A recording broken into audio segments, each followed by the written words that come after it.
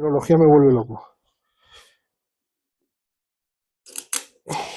Vale, yo creo que va a estar bien. Jesús, ¿se ve ahí? No, vale. termino de apreciar. Sí, ¿no? Sí, se ve. Sí, está bien, ¿no? Un poquito. Hacia abajo, hacia arriba. Ahí. Vale, perfecto. Bueno, pues vamos. Puedes achucharlo un poco hacia atrás, ¿eh? Ahí, eso es, te permite. ¿Ok? Sí.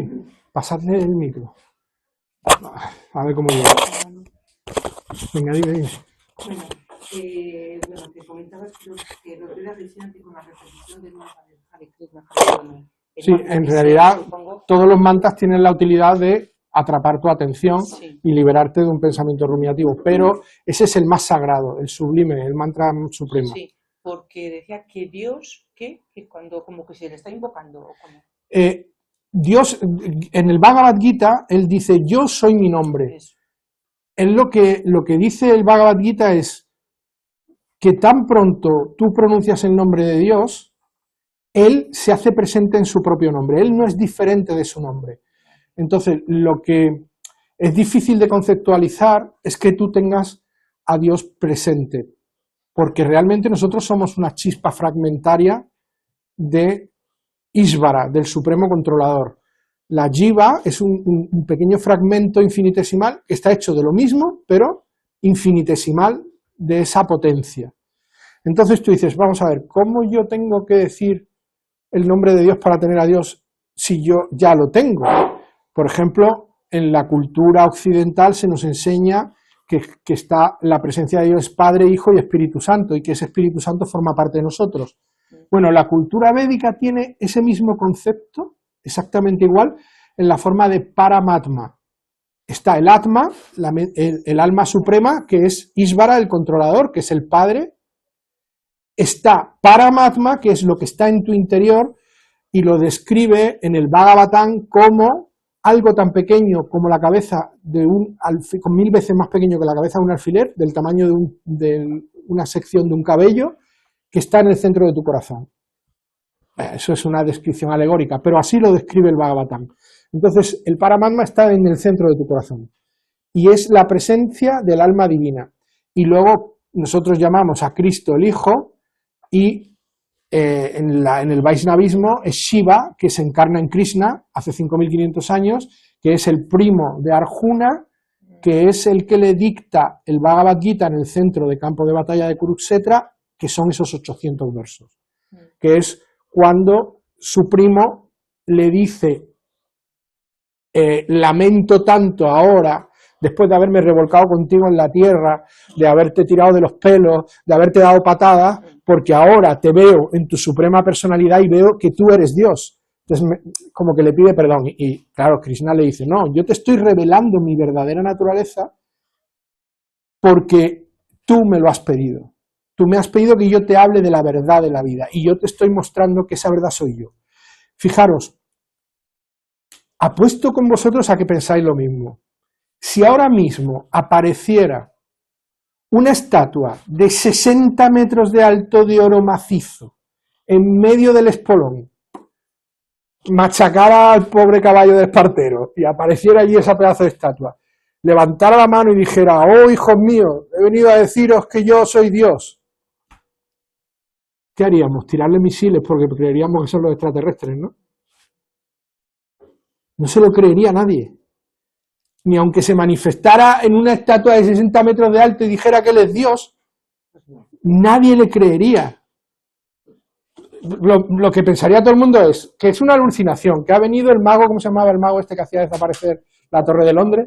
El mago Pop, y que ha creado aquí una estatua que es un juego y nos están tomando el pelo. Que es una proyección de un programa reality que está haciendo un experimento con nosotros. O sea, nos creeríamos cualquier cosa excepto que eso que dice ser Dios es Dios. Por eso Dios no se manifiesta, porque nadie le va a creer.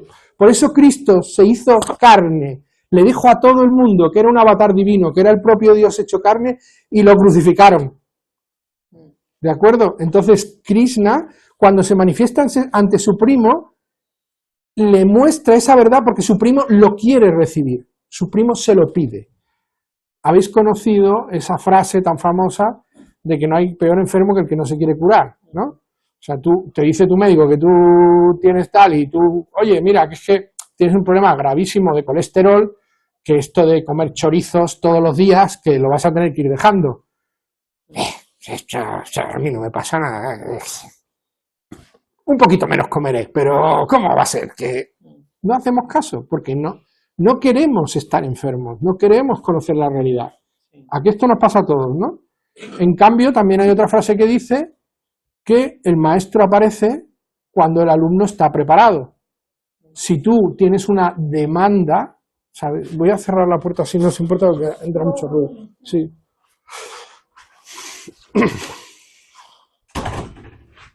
Si en tu vida se manifiesta una necesidad preeminente, algo realmente importante que tú tienes que resolver en tu existencia, de una forma u otra el destino te va a ofrecer la oportunidad de encontrar lo que necesitas para eso.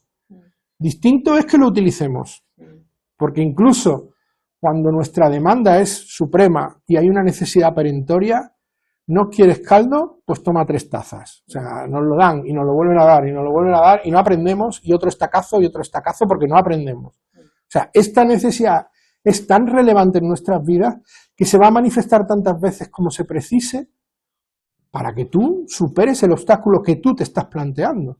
Pero el ser humano es tan torpe que siempre tropieza en la misma piedra y aunque reciba por el propio destino la enseñanza, no la asimila.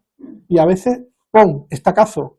Y nada, no aprendes. ¡Pum!, estacazo otra vez en el mismo sitio y no aprendes. ¡Pum!, otro estacazo. Hasta que asimiles, ¿vale? Y ahora me he perdido. Vuelvo al mismo sitio. Entonces, esta percepción de la realidad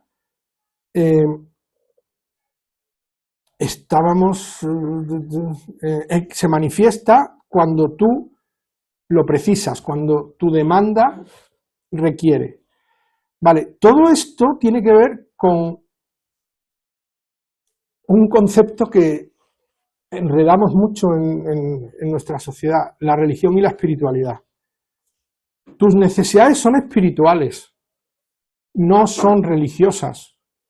Lo que yo os estoy explicando acerca de cómo la mente se aparta de un pensamiento rumiativo o de un pensamiento que genera un apego a través de poner atención en una tercera cosa que pudiera ser el mantra, como nos recomiendan los Vedas, porque ahí está la presencia de Dios, que tú puedes creer o no en ese elemento trascendental del mantra, tú puedes creer o no que Dios se está manifestando, ya sé de dónde me había perdido, en cómo es que yo necesito mencionar a Dios para que Dios esté.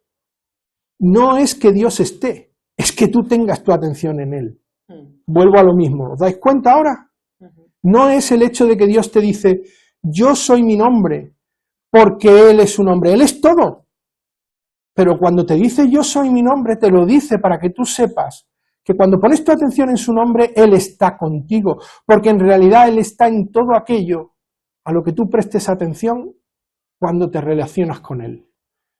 Y principalmente, lo que nos repiten los Vedas, por eso esto, recordáis que el primer día hablé del yoga, el yoga es una práctica, ¿verdad?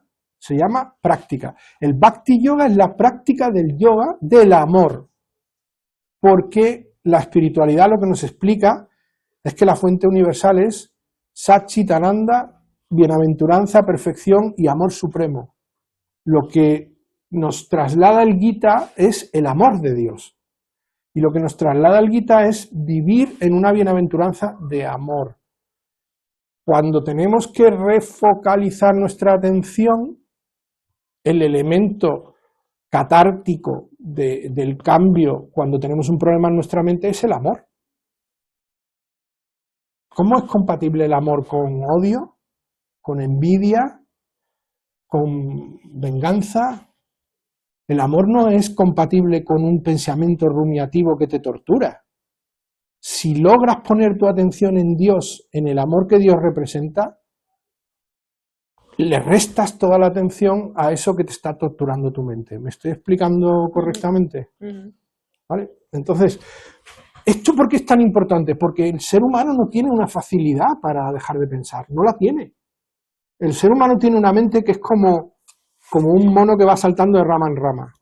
un pensamiento se cambia por otro, y luego por otro, y luego por otro. Tú te sientas. ¿Conocéis a Deepak Chopra? Vale. Deepak Chopra ha sido el presidente de la asociación de psiquiatría más grande de Estados Unidos, que tenía casi 1 millón de afiliados, psiquiatras. Es que en Estados Unidos sí que hay muchos psiquiatras, aquí no tenemos, pero ellos tienen muchos. Y como presidente de la asociación, él hizo público y manifestó claramente siempre que era, bueno, hinduista. Él no dijo nunca ser vaisnavista, pero sí que sigue las enseñanzas del Bhagavad Gita y sigue este conocimiento. Bueno, la mejor descripción que yo he escuchado en mi vida acerca de la meditación la escuché en un vídeo que le hicieron en una entrevista. Y él dice, yo cuando medito me siento y me quedo ahí a observar. O sea, él se sienta en su sillón y eso es meditar. Está ahí. Porque él no intenta, no combate contra su propio pensamiento, no intenta dejar de pensar, no intenta eludir que haya uno u otro. Lo único que hace es no prestarle atención a ese pensamiento cuando aparece. Es que eso es la meditación. Claro, eso es. No es ningún descubrimiento. Vale, para quien no lo conoce, sí. Y quien no conoce la meditación, por ejemplo, el hecho de que cada 3 segundos nuestra mente refocaliza el pensamiento, resetea, hace que si tú cada 3 segundos desconectas la atención del pensamiento en el que estás atrapado, vendrá otro, y luego vendrá otro, y luego vendrá otro. Hasta que haya un momento en el que, por alguna razón, no llega uno, y pasan esos 3 segundos y no ha llegado otro pensamiento, y pasan esos 3 segundos y no ha llegado otro pensamiento, y a lo mejor pasan 20 segundos y no ha llegado otro pensamiento. Eso ya es una meditación muy profunda.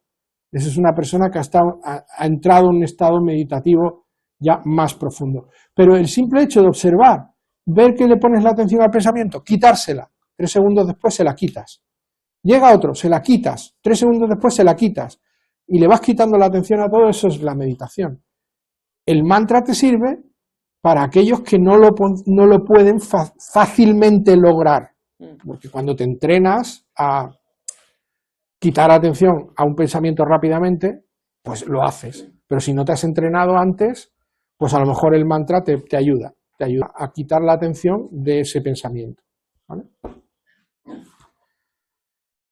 Creo que he respondido a la pregunta de el nombre de Dios soy yo, ¿no? Pues yo creo que el Veda te explica esto para que pongas la atención en el nombre de Dios. Y ahí está la presencia. No es que Dios no esté presente. Realmente, si ¿no creéis que Dios está presente en cualquier acto de amor? Está presente En todo, siempre. Bueno, Hay amor, incluso en un acto de odio, pero tú no lo ves ahí. no lo vemos, Sí. Pero es que se hace tan evidente en un acto de amor. Tú coges a una criatura recién nacida que te la traen, que no tenga que ver nada con tu familia, no que sea ni tu hijo ni tu nieto, no. Una criatura recién nacida, la coges en tus manos, es que ahí ves a Dios, porque hay una expresión amorosa, recíproca, de esa criatura hacia aquel que la coge, porque se siente protegida. Y tú, de ver cómo... Es que se te vuelca el corazón ahí. Eso es esa expresión manifiesta a Dios. ¿Quiere decir que Dios no estaba antes o que no va a estar después? No. Lo que el Gita te dice y los Vedas te explican es que pon la atención en el nombre y lo tendrás ahí. Lo tendrás a él ahí, porque ahí está toda tu atención, en su nombre, ¿vale? Nos facilita. Fijaros, antes iba a hablar de la controversia religión y espiritualidad. Esto es un concepto que yo creo que a todos nos une este conflicto. La espiritualidad nada tiene que ver con la religión, que es un conjunto de reglas y regulaciones que se adecúan a una costumbre social en un periodo histórico y con unas normas establecidas por intereses corporativistas. O sea, es como una corporación, ¿no? Esa religión tiene sus intereses corporativistas, que es protegerse a sí misma, perdurar en el espacio y el tiempo. Y está anclada a un periodo histórico y anclada a una costumbre social y cultural. ¿Estamos de acuerdo en esto? ¿Sí? ¿Todos? Vale. Entonces, ¿Esto qué tiene que ver con la espiritualidad, que lo único que busca es la conexión del ser humano con su fuente original? Porque en realidad el fenómeno espiritual, la espiritualidad de un ser humano es tener la capacidad de reubicarse a sí mismo formando parte de lo que significa todo el ser existencial, lo que es la existencia en sí misma. Esto es el fenómeno espiritual. ¿Qué conexión tiene? Todos decimos que ninguna, ¿no? Pues sí la tiene. Sí que la tiene y sí que es esencialmente necesaria la religión. Lo que ocurre es que está muy mal utilizada y se ha tergiversado mucho la religión y se ha abusado mucho de ella. Pero ¿cuál es la función o el vínculo de la religión con la espiritualidad? Pues que para poder reconocer tu conexión con lo más profundo de ti mismo y con la fuente de la que provienes, tú necesitas lo que llaman los Vedas un sadhana. ¿Sabéis lo que significa esa palabra? Una práctica. Tú necesitas ejercer una práctica, es decir, transformar costumbres nocivas en costumbres saludables para tu espiritualidad. Si tú tienes la costumbre de salir de casa y meterle una patada al gato del vecino cada vez que se cruza, pues es una costumbre nociva, tóxica. Si tú conviertes tu sadhana en yo no daño ningún animal, pues cuando ves al gato de tu vecino no le vas a pegar la patada, ¿sí o no? Entonces, esto es de algún modo lo que pretende la religión. La religión pretende ofrecerte herramientas y mecanismos que tú puedas utilizar para ejecutar tu sadhana, tu práctica, tu transformación íntima y personal en lo mejor de ti misma. Tú vas a buscar ser la mejor versión de ti misma desde tu aspecto más espiritual, ¿vale? Y el sentido de la religión es el trasfondo, no la forma. O sea, lo único que debemos observar de la religión es aquello a donde nos pretende llevar, no el cómo nos lleva hasta allí. ¿A dónde nos pretende llevar? A la reconexión espiritual entre tu ser material y tu ser trascendental. Y el cómo te lleve allí, sea el budismo, que no es religión, por cierto, pero bueno, sea esa práctica, sea el catolicismo, sea el protestantismo, sea el vaisnavismo, sea el sijismo, cualquier práctica religiosa, olvídate de todo el proceso, que realmente es lo que tú estás haciendo, porque lo relevante es a dónde te lleva. Es lograr el trasfondo de esa religión. ¿Qué está ocurriendo en esta civilización que vivimos los seres humanos en este año 2024? Pues que estamos atrapados en las reglas y regulaciones, en las normas, estamos forjados a hierro y fuego en una serie de reglamentos institucionales que han hecho que todas las religiones olviden el foco, que es a dónde te llevan. Porque si todas se dieran cuenta que todas te pretenden llevar al mismo lugar, todas dejarían de pensar que la forma en que lo hacen es la mejor, o la más importante, o la única, y por supuesto dejarían de matarse unos a otros, como está ocurriendo ahora mismo, que se están matando unos a otros. Y el concepto de por qué se están matando, no, creedme que yo pienso que no es por un cacho de tierra, es porque los árabes no soportan a los judíos y los judíos no soportan a los árabes por un concepto arraigado en el cuerpo del dolor. ¿Conocéis a Eckhart Tolle? Sí, sí, he dicho. Pues describe, igual que he dicho antes que Deepak Chopra ha hecho la mejor descripción para mi gusto de lo que significa la meditación, Eckhart Tolle ha hecho la mejor descripción para mi gusto de lo que representa el cuerpo del dolor de la humanidad. La humanidad arrastra un dolor y un sufrimiento ancestral desde miles de años por las confrontaciones que en la mayoría de casos tienen que ver con religión, con normas, con protocolos culturales y sociales que han determinado unas formas de actuar que algunos gobernantes de esa institución religiosa han manipulado en su propia en su propio interés para perpetuar su poder y que a lo largo de los siglos ha arrastrado un sufrimiento. Y probablemente ese sea el trasfondo de lo que ahora está matando en Gaza o en Libia, ¿no? o en Beirut, porque no me creo que sea por 400 metros más o 400 metros menos. No, cuando los palestinos de Hamas cruzaron la frontera y mataron a los 1.600 judíos, lo único que puede justificar que un ser humano fríamente coja una metralleta y se ponga a matar a otras personas que están cantando en un concierto, como ha ocurrido hace un año en ese concierto a los chavales, es un odio relacionado con esa creencia religiosa. O sea que fijaros hasta qué punto usamos mal la religión. Pues sigue siendo necesaria si queremos ejecutar un proceso espiritual, porque de alguna manera todos necesitamos ciertas reglas para practicar, para entrenarnos a obtener la mejor versión de nosotros mismos, ¿sí o no? Al final no son ideas religiosas, al final son ideas, porque podemos matarnos unos a otros por una idea.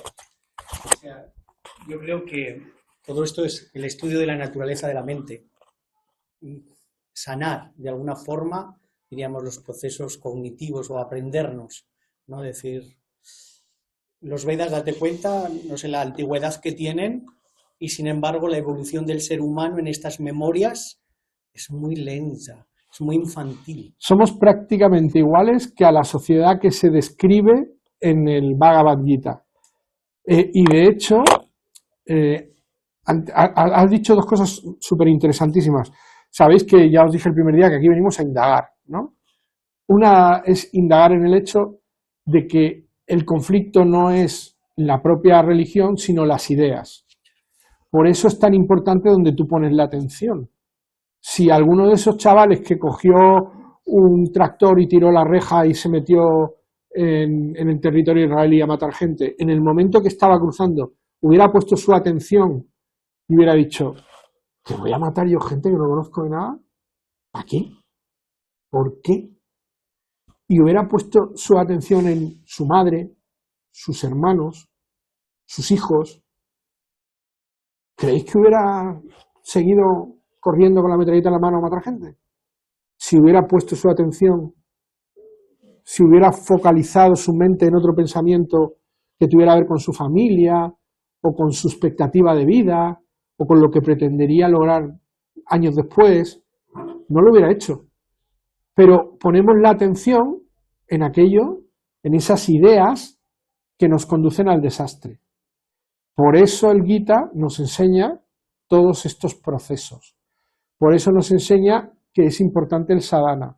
Por eso nos enseña que si ponemos la atención en el Harinam, en el santo nombre, podemos apartar los pensamientos tóxicos que nos dañan. Y has dicho otra cosa súper interesante, que es cómo es posible que 5.500 años después estemos en el mismo sitio.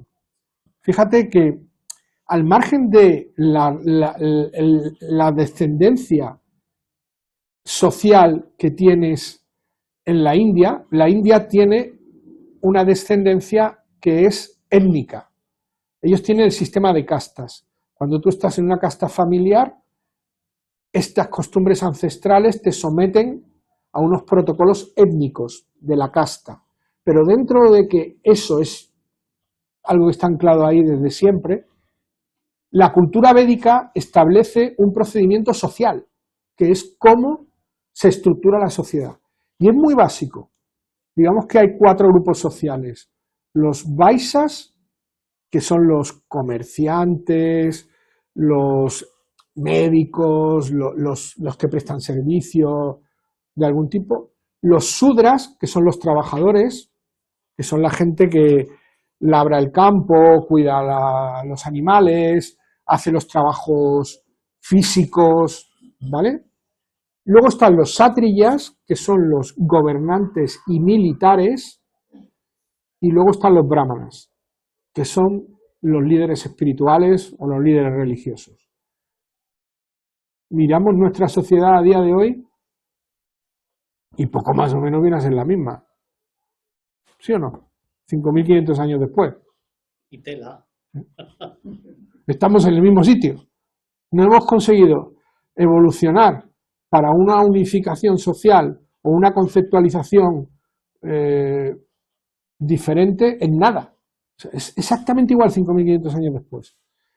¿Qué ocurre? Que lo que se ha perdido con el paso de estos miles de años, que ya entonces se estaba perdiendo, porque de hecho la historia que narra el Mahabharata, del cual se extraen los 800 versos del Bhagavad Gita, la historia que narra es una batalla, la batalla de la mayor parte del mundo conocido en aquella época, en la que mueren millones de seres humanos en esa batalla. Entonces, en aquella época ya estaban igual que estamos ahora, hace 5.500 años. ¿Qué es lo que instruye y enseña el Bhagavad Gita? Enseña el procedimiento de la integridad. Enseña que yo vengo a narrarte a ti, Arjuna, mi primo, la verdad del conocimiento porque se está perdiendo. Porque yo veo que en esta sociedad, en Kali Yuga, el conocimiento de la verdad se está perdiendo. Habla el Gita de que el propio conocimiento que emana de esos 800 versos fue traído a la humanidad por el propio Sol, por el dios Sol. O sea, es decir, que cuando Krishna le cuenta a su primo esta realidad, le dice, yo te la estoy recordando, porque esta sociedad la ha olvidado. Pero este conocimiento es tan ancestral como la propia existencia de la humanidad. Incluso se dice que cuando se olvida, diríamos, este conocimiento, se vuelven a mandar avatares para volver a recordar. Efectivamente, cada 5.000 años Pues el Bhagavatam prescribe que viene un avatar. Y de hecho, cada 1.000 años, perdón. No, lo he dicho bien, era cada 5.000 años.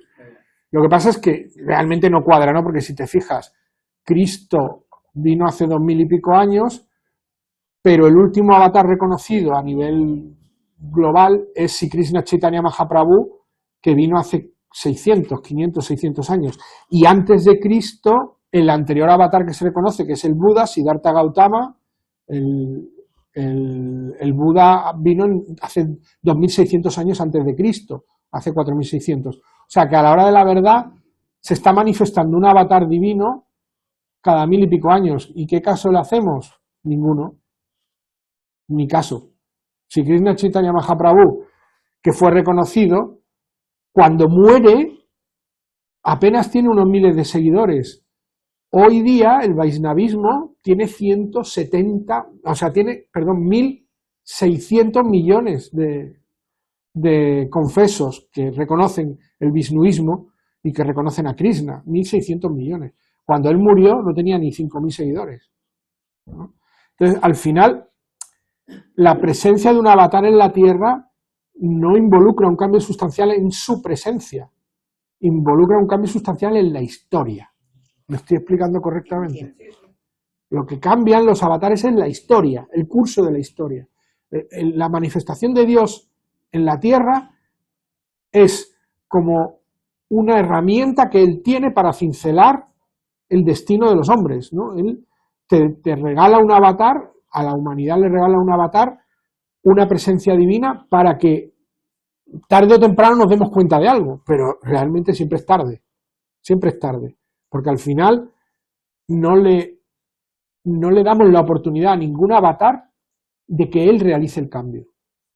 Me estoy explicando correctamente, igual lo estoy diciendo muy mal. Pero es que la historia de esto es que el avatar puede expresar, pero luego tiene que ser el corazón de cada ser humano donde se haga esa transformación. Claro. Y ahí es porque en el 2, en este capítulo 2 que he leído, en el número 1 pone de dónde ha venido estas impurezas, la flaqueza del corazón. Si es que al final nos lleva a cada uno de nosotros a decir, bueno, ¿dónde están las impurezas? ¿Dónde flaqueas? Bien. ¿Dónde pones la atención? Ponlo como tú quieras. Pero al final vemos que estamos totalmente despistados. Cuidado con esto, ¿eh? Tenemos que ser capaces de reconocer que nuestra naturaleza material está vinculada a Maya. Maya la describe en el capítulo 7, es una energía propia de mí, una energía muy sutil, infranqueable. O sea, que la energía del mundo material, la energía de Maya, lo que nos ata a la carne y a los deseos del cuerpo y a la existencia física es una energía propia de Dios. O sea, que tú no puedes romper eso. Tú no puedes manifestarte en un cuerpo carnal y no sentir los deseos de la carne. Es imposible. Los propios sadhus, los propios autorrealizados o iluminados, siguen sintiendo deseo. Lo que los diferencia de nosotros es que en ellos se diluye ese deseo y a nosotros nos arrastra. Pero tú hablas con ellos, que yo hablo con un montón de ellos, y siempre te dicen que ellos sienten los deseos. Y de hecho los ves actuar y manifiestan en sus acciones ese deseo. Pero cuando yo noto en ellos como que se dan cuenta y no, pero lo noto. Lo he visto en diferentes maestros. Como he tenido la suerte de traducirlos, les he visto pues tomar café, les he visto charlar, les he visto comer, les he visto pasear, y ves que a veces ellos se detienen, pero el deseo está, porque ves que tienen la intuición del arranque de un deseo normal, pero luego dicen, no les atrapa como a nosotros, ¿vale? Entonces, por un lado tenemos la naturaleza material, que es inviolable. Como ser humano tienes que ser capaz de comprender aquello a lo que estás sujeto, y solo si lo comprendes puedes trabajar con ello. Entonces, si tú comprendes que estás sujeto a un deseo inevitable, lo que te da es la libertad de atraparte en ese deseo o no atraparte en él. Dejar que el deseo esté y no te arrastre a nada es muy complicado, pero se puede hacer. Lo que no vas a lograr nunca hacerlo es si no tienes perfectamente claro que tú no eres ese deseo, que tú no eres el que siente el deseo, que tú no eres el cuerpo en el que se manifiesta el deseo. De esto habla el capítulo 3, ¿no? De el campo, los sentidos y el campo de los sentidos. O sea, una cosa son los sentidos, otro es el campo donde se manifiestan y otro es cómo se manifiestan esos sentidos. Es súper interesante ese capítulo. Lo que te está explicando es que tú estás sujeto a un campo de acción en el que todo lo que sucede es material, pero tú no eres nada de lo que está sucediendo. Tú eres el alma que insufla la vida a este cuerpo, que está atrapado en esta energía de Maya, que es una energía divina. Dios ha creado todo el universo material y lo ha creado con sus reglas, igual que con sus excepciones, ¿no? Porque la regla es que cuando encarnamos olvidamos todas las vidas anteriores y hay gente que recuerda todas sus reencarnaciones. Todas las reglas son suyas y las excepciones también. Pero hay unas reglas físicas. De hecho, la existencia de un universo material no se entendería sin la excepción de una regla, porque todo está sujeto a unas leyes físicas, pero hay una singularidad, una excepción que provoca la existencia del Big Bang, la singularidad. Eso es que hay unas reglas y que hay unas excepciones. Y eso le pertenece a él. Pero tú no eres ni el cuerpo, ni la regla, ni las excepciones. Tú eres lo que le da vida a todo eso que está sucediendo. Y solo cuando te reconoces a ti mismo como observador de esa realidad, tomas contacto con tu esencia. Cuidado, que eso no quiere decir que hay que indagar más. Vale, ahí a mí me lleva una duda. Entonces, estamos hablando de que todas las religiones hablan del amor como unidad. Es lo que nos une, ¿vale? Pero también estamos diciendo que hay una integridad que une lo nuestro, físico y material y emocional y físico, lo que tú quieras. Ellos lo llaman cuerpo sutil. Todo, vale, en un todo. Entonces, ahí también tendremos que aceptar nuestras partes débiles. O las hemos denominado débiles o malas, bueno y malo. Entonces, todo eso conforma lo que somos nosotros también. Entonces, no hay bueno y malo. Ahí, a eso me refería. No hay bueno. Entonces, esta teoría o este aprendizaje lo que nos intenta ver es hacer ver reconocer lo que hay dentro. Todo, pero tanto una cosa como la otra. A ver, lo primero que te enseña el Gita es que tú eres tu alma. Tu alma es antichoque, sumergible, ignífuga, le puedes tirar una bomba atómica. De hecho dice, puedes atacarla con cualquier arma, prenderla con el fuego, Que no cabe en una carretilla. no la puedes destruir. Tu alma es eterna, inquebrantable. Tú existes desde el momento en que existe todo, porque de ese todo, libremente el Supremo Controlador elige. Fijaros, hay un libro muy bueno, siempre estoy hablando de versiones de otros, no de las mías. Conversaciones con Dios, ¿lo habéis leído? Sí. Vale. Dwyer se llama, creo, el escritor. Vale. Ahí él describe por qué Dios crea las almas, según dice él, porque se lo ha contado el propio Dios. Pero a mí me encanta cómo lo verbaliza, como lo escribe, ¿no? Porque él no lo verbaliza, lo escribe.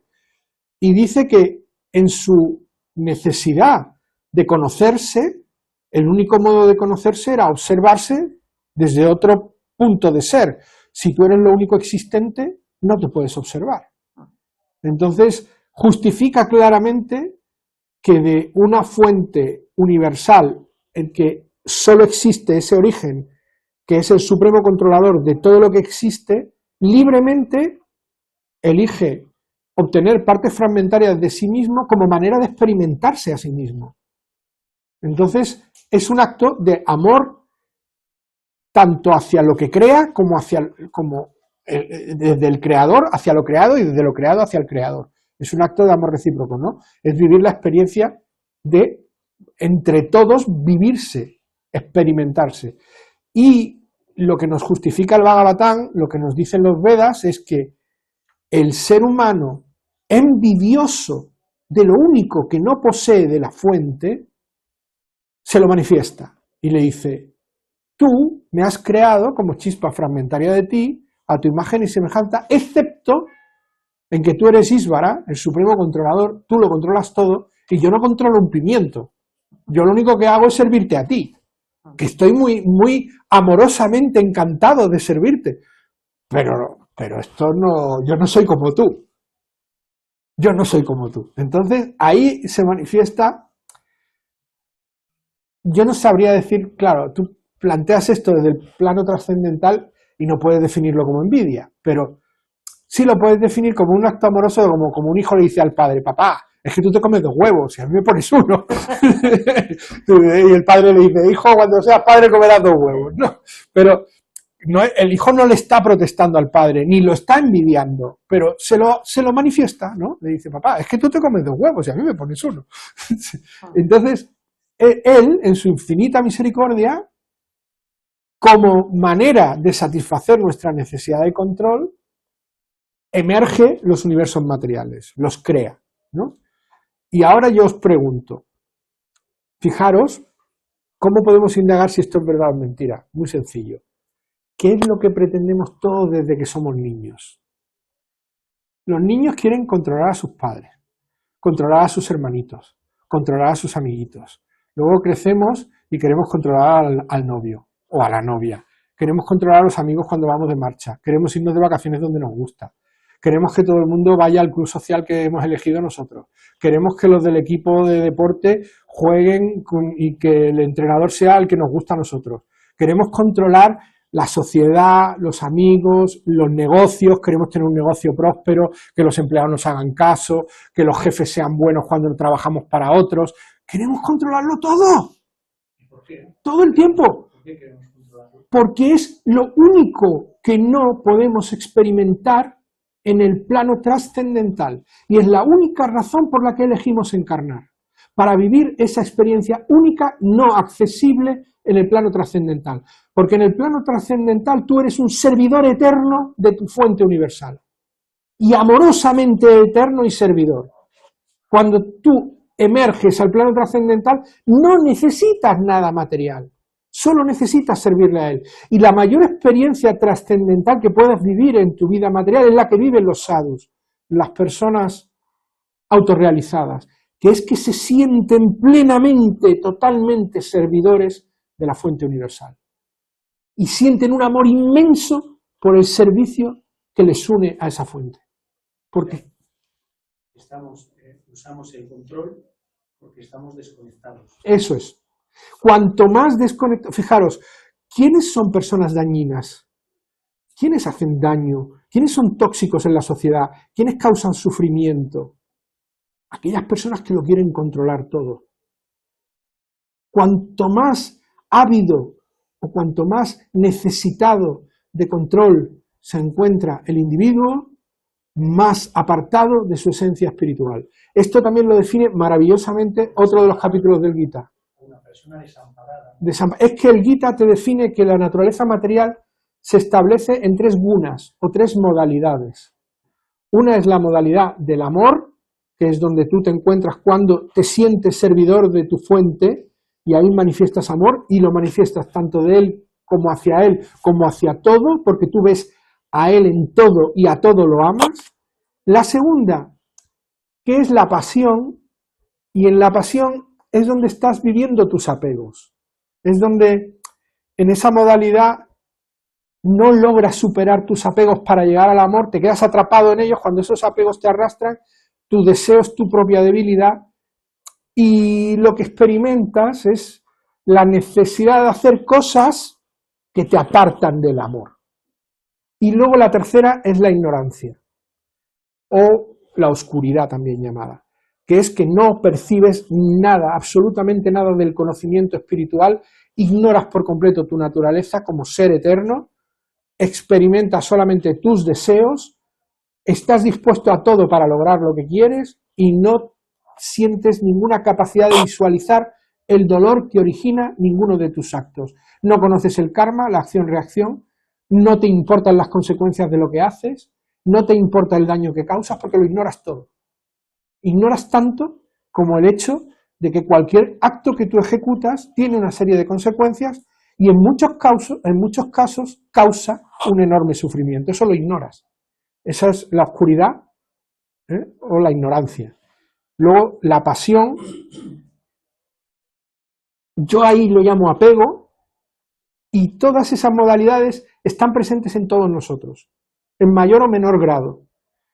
Claro, en un sadhu el amor está presente al 80%, la pasión al 5% y la ignorancia al 1%. En mí, la ignorancia a lo mejor está presente al 20%, la pasión al 70% y el amor el 10%. Pero en todos nosotros se manifiestan todas las modalidades, porque son las propias de la naturaleza material. Es lo que habíamos hablado, la energía inviolable, suprema, la energía sutil del propio Dios, que está manifestándose en Maya. Los actos de Samadhi o de iluminación, sí, diríamos, se trascienden las gunas. Sí, es una conexión directa con el amor. Un Samadhi es una liberación de las 3 gunas. Un Samadhi es un instante de luz en el que tú te conectas con la fuente. Si tú has tenido un instante de iluminación, que a los que somos iniciáticos suele ser un instante, no llegamos al Satori, es un instante solamente, no dura, porque en cuanto te intentas apegar a esa experiencia, la desmontas, porque ya has cambiado tu atención. Tu atención no está en vivir la experiencia, sino en mantenerla. Cambia el foco de tu atención y te desconectas de la parte espiritual. Entonces yo he tenido esos samadhis 2 o 3 veces en mi vida y soy plenamente consciente que la culpa de que eso no se mantenga es mía, por mi avaricia, por mi codicia, de quererla mantener. Si yo hubiera dejado que eso sucediera per se, en sí mismo, por sí mismo, hubiera durado más tiempo y yo hubiera evolucionado espiritualmente, pero no estaba preparado, no era mi momento. No tenía el conocimiento suficiente para comprender lo que me estaba sucediendo. Y cuando luego, gracias a la instrucción de muchos maestros, he ido conociendo más de las cosas que he vivido, pues digo, pues ya sé por qué esto me duró así. ¿Por qué dura eso? Y no dura más. Porque, dura, depende de cómo esté la persona.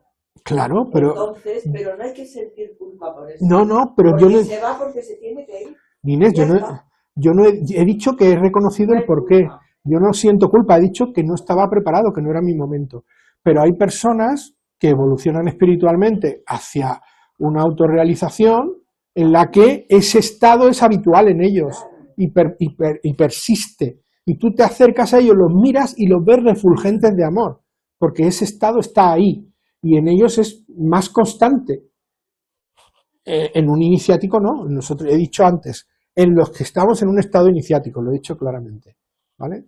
Hay gente que sí que puede permanecer en ese estado. la hora. Uy, nos hemos pasado, perdonad. Pues, bueno, la próxima semana, bueno, paramos esto. La próxima semana, entonces, venís el lunes igual. José Antonio amablemente